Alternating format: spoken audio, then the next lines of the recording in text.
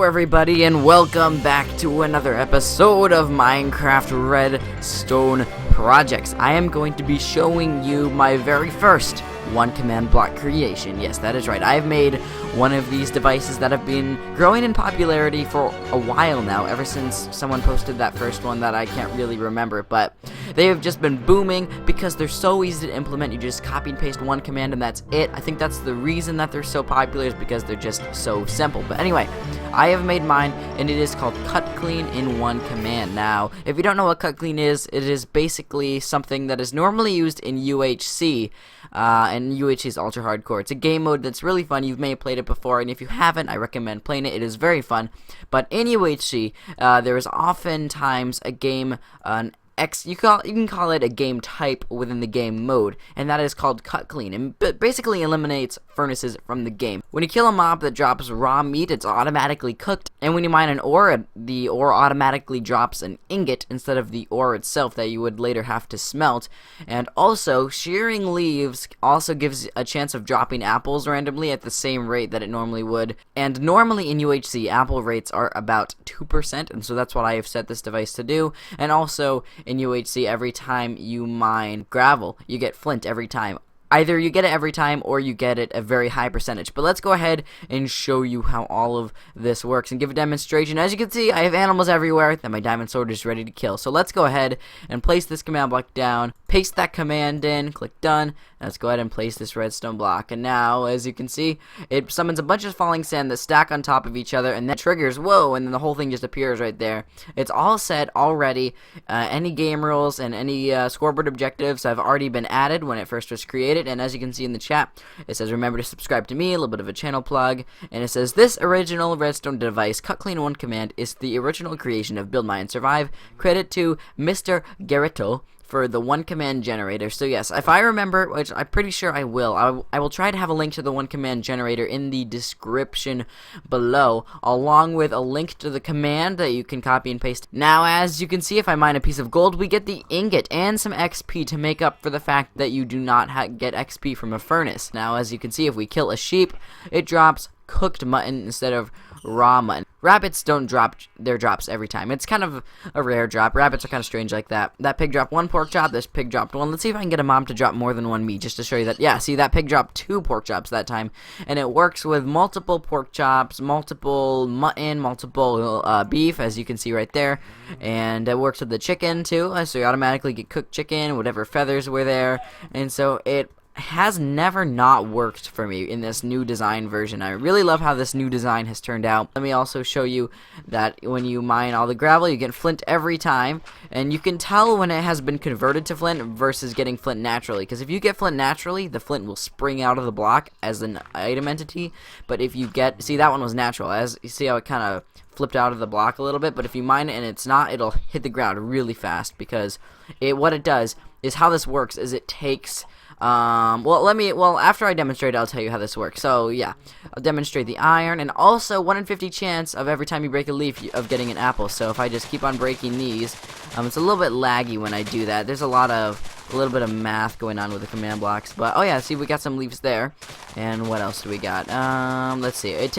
Sometimes it can take a little while, but you do get, so you got an apple there, and yeah, it lowers your frame rate quite a bit. There's a lot of lighting updates, and I have fancy graphics on for some reason, but yeah, so that works. I got 4 apples from that. As you can see, if you were playing UHC and you needed to make golden apples so you could heal some hearts, it would not take you any time at all to shear some leaves down and get some apples going, right? And did I demonstrate the iron? Yes, I did demonstrate the iron, but yeah, the iron works too, and it gives you a little bit less XP than you get with the gold. Now, on to the command blocks themselves. Now that you saw how it all works and a complete demonstration of it, now I will show you the command blocks. Right here, this on the ground, this is a stone block, as most people could probably tell you that play Minecraft, and this is an entity that is an item, and the item entity ID is stone. So what I have done here is I have taken the item entity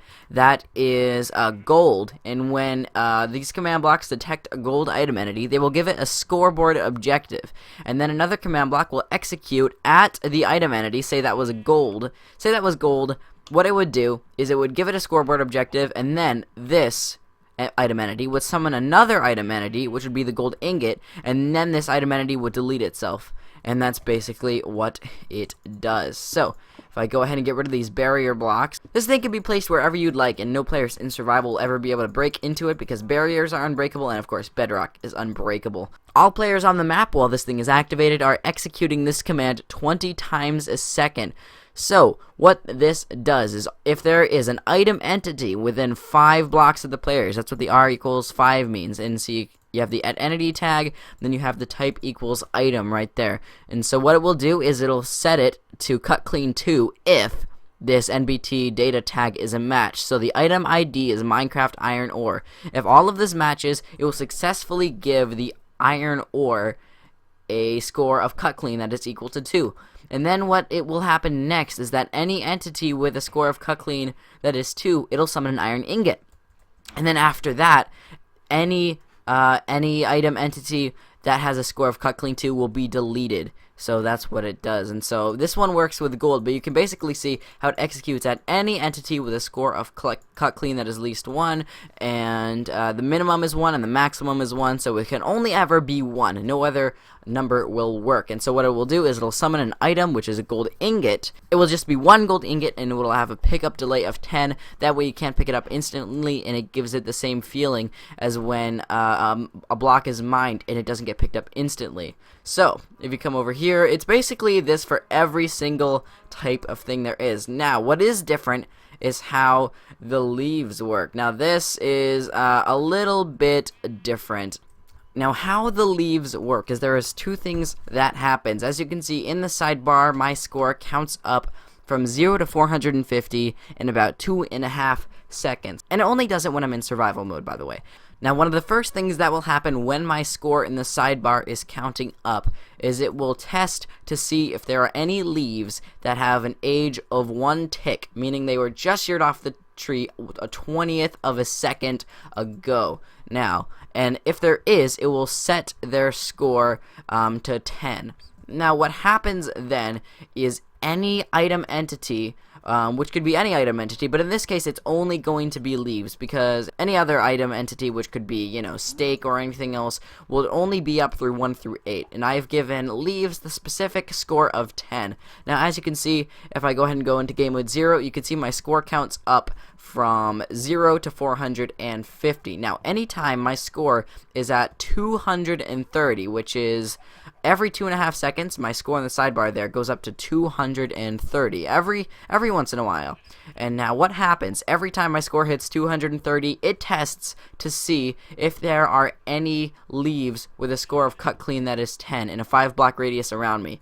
And now if there is, it will summon an apple at one of those leaves. Alright, now that I have a score of 230, whenever I drop the leaf, the first tick it is in existence if I have a score of 230, and now that score will be ticking up and down while in normal play, but I've stopped it for right now, just to show you that if I have a score of 230 and a leaf is sheared, it will successfully drop an apple. Now as you can see, the score has now gone up to 1,000. Now the reason why I have it go up to 1,000 is because if you just let the item entities stay there, every time my score got back to 230, it would just summon another apple over and over and over again.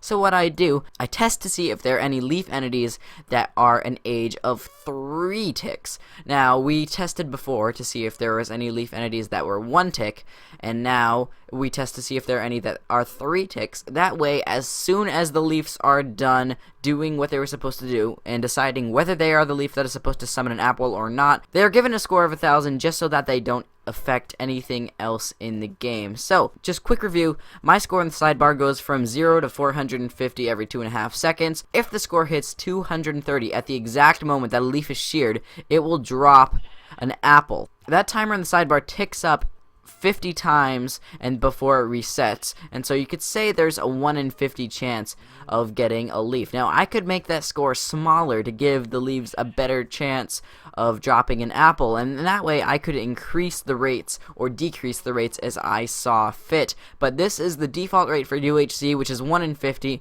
I think it works pretty well, and that's basically how this works. If you want to get more in depth on how it works, you can just go and copy and paste the command into your world and instantly have this thing set up. I mean, it's so easy. Just copy and paste the command and that's it. And there's even a nice sign here. You can right click that and it'll get rid of the machine and everything will stop. Now the CutClean scoreboard objective will still be there, but it will never be in the sidebar. I just put it there for testing purposes.